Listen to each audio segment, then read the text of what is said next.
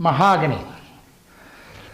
Mahogany, and we could throw walnut in here as well, presents us with a little bit of a challenge. Now, African mahogany is more so. Let me explain. Mahogany has, we're going to call it a semi-porous wood, and depending, you know, the density of it, some of it may have very little pores, some of it can have a lot. African mahogany, particularly the ribbon stuff, has a lot. It's far more coarse than your genuine mahogany. It also has a lot of ribbon in it. Now, and we'll show you more on the ribbon mahogany.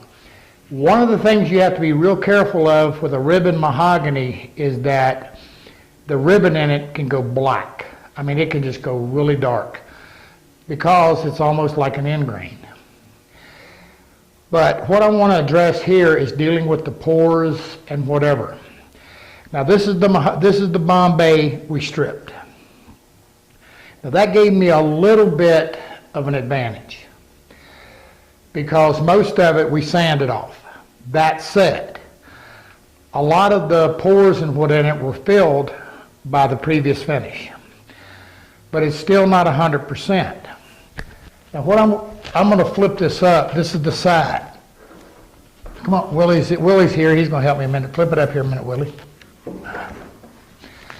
If you zoom in on this, you can see where I've scuff sanded. You see all the pores. Well, it's a little right back here, huh? Mm-hmm. Very. Now, what I'm going to do here, I'm going to show you a little trick. You're going to notice that I have this laid on its side. Now, the term we use for this is back cutting the finish. Now, what we're using on this is a simple nitrocellulose lacquer depth. And I've told you guys, when it cut, I don't know if anything makes wood look better than depth. That's just, and the feel and everything. It's probably one of the easiest finishes to work with, but it is a solvent base. It's not something you want down in your basement or out where you don't have good ventilation. It can be a little bit smelly. But one of the things with a solvent base, particularly a nitrocellulose, is one coat will dissolve the other. And we're going to use that to our advantage. Let me scuff my crown here a little bit. Now, what's happened here, we've stained this. The stain we used on this is a Mohawk.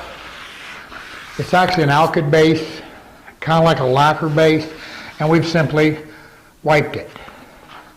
Nothing fancy. Now, why did we use a stain on this and not a dye?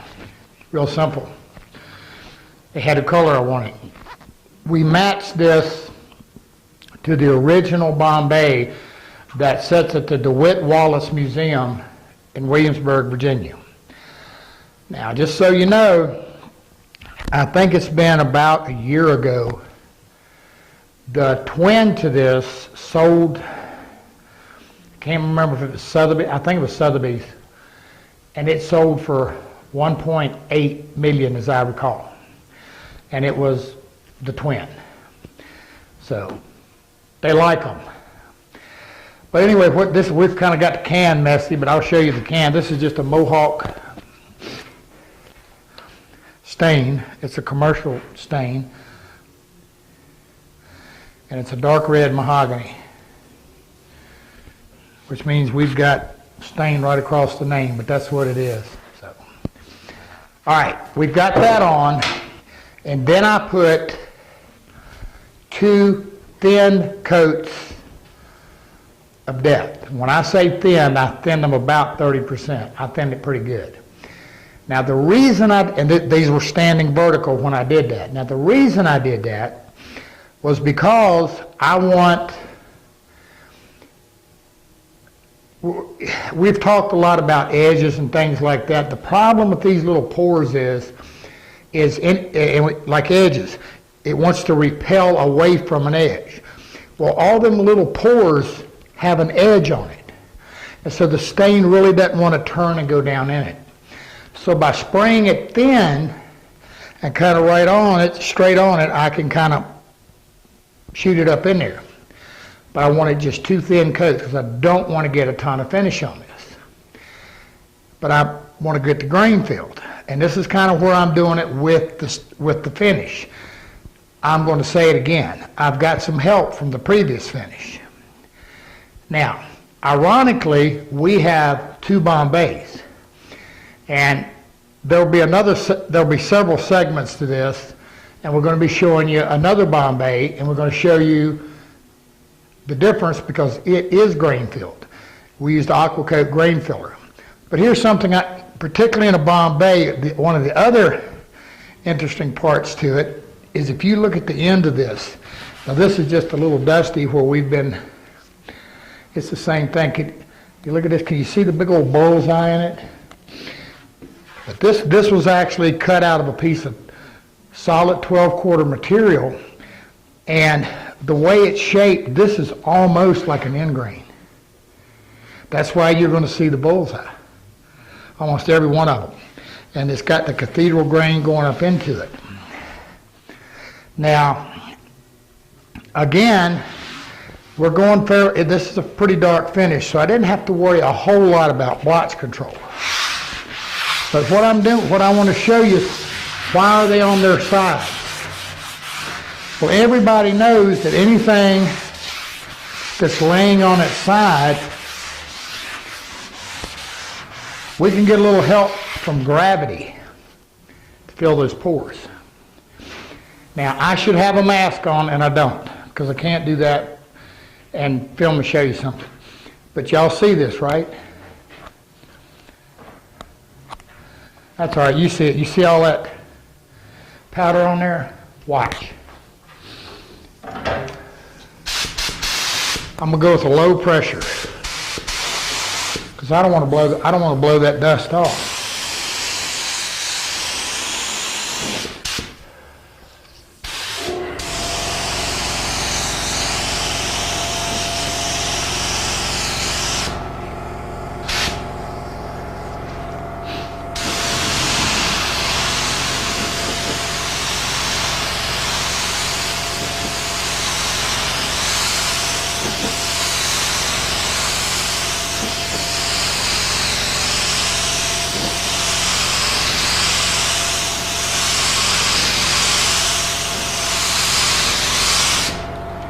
Now, all right, we're going to kill the camera and clear everything out in a minute. We'll be right back. All right, what I've got here, I've put a really good wet coat. Now, what's going to happen, I don't know if you can see it. I can't turn it up because it's wet. One of the things with depth in a really wet coat, it sometimes can have a little bit of a milky look, kind of like water base, but not to worry, it'll dry out crystal clear. But what's going to happen now is this finish is going to flow in and help fill my grain. Now again, I've got two thin coats, very thin. One coat, full wet right now. I'm going to let this dry, give it a light scuff, then I'm going to put another thin wet coat on it. I'm going to let all that dry. Now when I say let all that dry, we're going to let it dry 3 or 4 days. Any nitrocellulose, all finishes shrink. So we want it to shrink enough that when we come back and we do our final scuff, we should have our grain filled and we'll do another light coat of depth and we're done. That's the way it's going to work out. The main thing I wanted you to get is you can't keep piling finish on. You can't do that. So the thin coats, again, they're just allowing it to flow into these pores. Now, if I needed to, what else could I do here?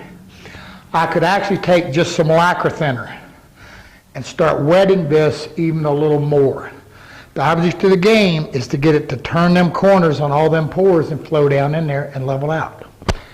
Once we've got that, we're home free. Would grain filling this be better? Yes. But in this case, it was a catch-22, but we knew we could handle it. All right, before I wrap up this segment on using the finish kind of as a grain filler, what we wound up doing with this is it's drying back.